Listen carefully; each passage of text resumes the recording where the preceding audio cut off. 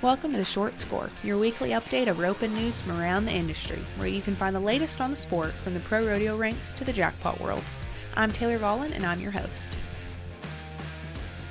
Hey everyone, welcome back to The Short Score. I'm Taylor Vollin, your new host, and I'm so excited to not only be taking over The Short Score, but to be bringing it back full-time too. For my first episode, we're going to touch on a couple different things. We're going to start the episode off with talking about a new rule change in the PRCA, and then we'll talk a little bit about what went on over this weekend. So, the board of the PRCA passed a new Crossfire rule recently, and it officially went into effect yesterday, May 1st, 2023. The new rule reads, the heel rope cannot come in contact with the steer's legs until both the header has control of the steer's head and the steer's hips have changed direction, with the steer having forward motion. I spoke with Chuck Haas. He's a full-time official. He's judged for nearly 30 years, and he's flagged the team roping at the NFR. And while the rule is, of course, still new to the judges, we just talked a little bit about what the new rule is and how things are going to be moving forward. So tell me a little bit about the new rule. Kind of explain it to me. So it is the header must rope and take control of the steer's head and change the steer's directions with his hip changing direction. And the rope cannot come in contact with the legs until the steer moves forwards. That is the way I understand. Right. What is the biggest difference in the rule now versus how it used to be? The switch. It's pretty much taken out the switch. Do you think that simplifies the rule at all? I think it will. Mm-hmm. I do. I mean, it's like I haven't flagged one yet. Like I said, it just come into effect. Right. And so, until you kind of sit up there and take a look at a few of them, you're not going to. I think it will simplify it a little bit. Right. I don't think it's going to change the calls that much, but I think it will simplify it across the board. I think your higher flaggers, your better flaggers, I don't think their call's going to change that much. Mm-hmm. But to get the consistency, I think it should get the consistency a better. Right. I guess is what I should say. Right. Now, is it still, I know that recently before this change, they implemented there's a flagger and a crossfire judge. That's still in this rule, correct? Right. We still have the crossfire judge down the wall or down the arena, and both the flagger and the crossfire judge agrees. And that's at a 3-judge rodeo. If there's just 2 judges, the flagger it's his sole call. But at a 3-judge rodeo, you'll have a crossfire judge. And the flagger and the crossfire judge both have to agree it was a crossfire. How do you feel that you guys are going to have to change the way that you flag moving forward, what you're going to look for and things like that? Well, I think you're going to have to do away with the initial switch. Mm-hmm. Because the switch is no more part of, the old rule said the heater could not throw his rope until the switch was complete. So, I mean, basically, when the steer turns and his hips come in line with his head and he moves forwards, he's legal. Right. Got it. And so we've taken out the initial switch mm-hmm. in part of it. Right. The California Spring Run is well underway still. We saw Auburn, Springville, and Lakeside all wrap up this weekend alongside Clovis. And last year's champ, Junior D's, decided to come back for seconds and took the average win this year again with his new partner, Ross Ashford. They were 32.2 seconds on 4 head to each take home $5,158 in the average. Texas was also pretty busy this weekend. Not only did the USTRC finals wrap up Sunday, but there were a handful of circuit rodeos on the pro rodeo front down there, and the rookie roundup took place in Fort Worth. Casey Allen, the host of our sister podcast, The Breakaway Breakdown, was on site for the coverage for us all weekend, and she caught up with the rookie roundup champs, Cole Thomas and Caden Profili, for us. Cole, I'm going to start with you. Tell me a little bit about your background, kind of your backstory, how you ended up at the Resist All Rookie Roundup today. I grew up roping, and it's all that I've really ever done. Didn't play sports or anything like that. I've just kind of rodeoed, and I mean, it's been fun, and we keep it fun, so we're always going up and down the road. Where are you from, and how'd you get into rodeo? I'm from Meadville, Mississippi, and my dad, he roped, and whenever I got old enough to rope, he started hauling me around, and just kind of here and there, and got a bunch of relatives that rope, so we've just done it since I was little. Awesome. And Caden, your name has been thrown around a lot this week. Everybody seemed to be pretty excited to watch you. So where are you from, and what's your story? I'm from Jacksonville, Texas, and my whole family, they've all roped. My mom, my grandpa, my dad, everybody roped, so I kind of grew up around it, and been roping ever since I was about 7 years old. So. How old are you now? 21. 21, awesome. And how old are you, Cole? 24. You had to think on that one. Well, I just had a birthday, so I'm getting old. Getting up there. Yeah. All right, so how'd you guys end up roping together? Was this the first time, or? No, we've known each other for a long time. His grandfather comes down there and puts on some ropings, and we kind of met through that, and just I've always enjoyed roping with him. We've jackpotted some together, and just whenever this come about, we just called each other and got linked together. Seemed like a natural fit, huh? Oh, yeah.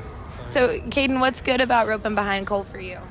Well, the first one you made it a little tough on me, but the second and third one, they were pretty easy, and it was good handles on the second and third one. It was fun.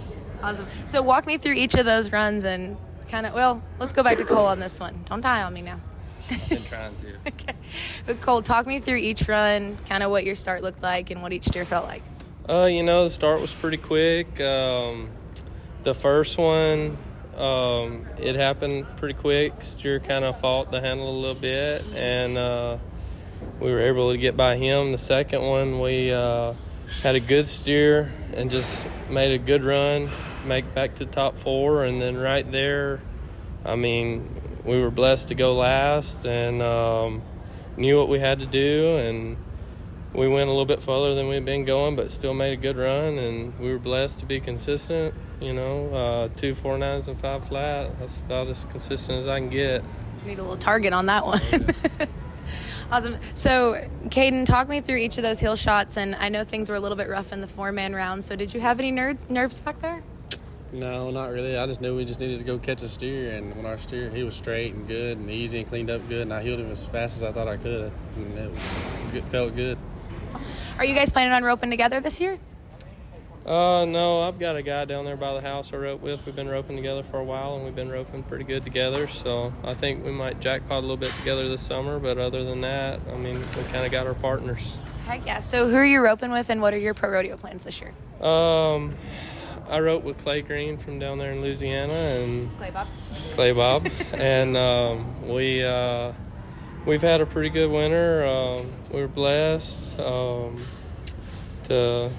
do good enough to where we feel like we need to go this summer and try to do good this year where we can really go next year. So we're going to try to go all summer.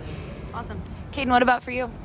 I've been roping with Ty Arnold the last year or two, and we've done pretty good, and we're going to go out this summer and try to see where we can end up, hopefully get in that top 30 and have a good shot for next year, but see where it goes. Awesome. Cole, tell me about the Bay. That horse was a blessing. I didn't really have anything, and a guy bought him from a good friend of ours down there in Mississippi, and kind of had him hid out. He had quit roping, and he was sitting in the pasture, and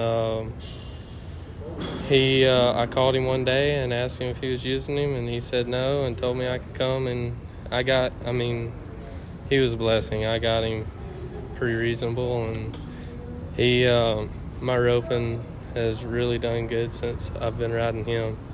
I started hauling him probably 2 years ago, and he's been very important to me. What do you call him? He's called Chino. Chino. Chino. Okay. How old is Chino? He is 12 years old, and he's a good horse. Is he papered? He is, but I have no Papers clue. coming out of Mississippi? I'm impressed. Yeah.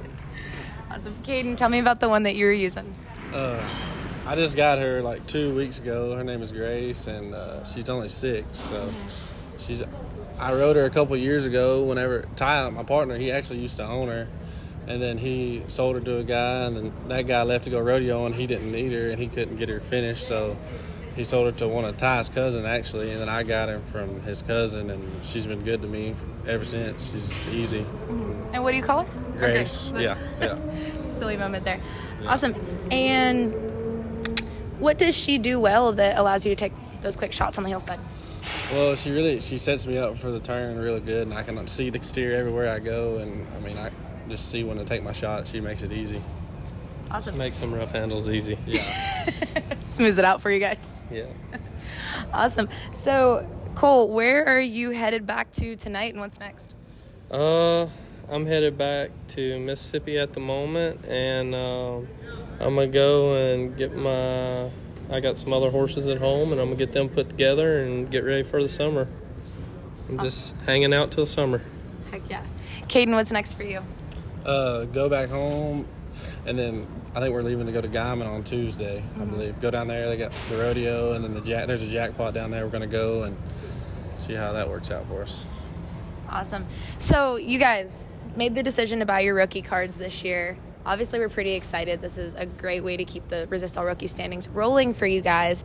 So how special is this win that you can only win once in your career, and what does it mean to you personally, Cole?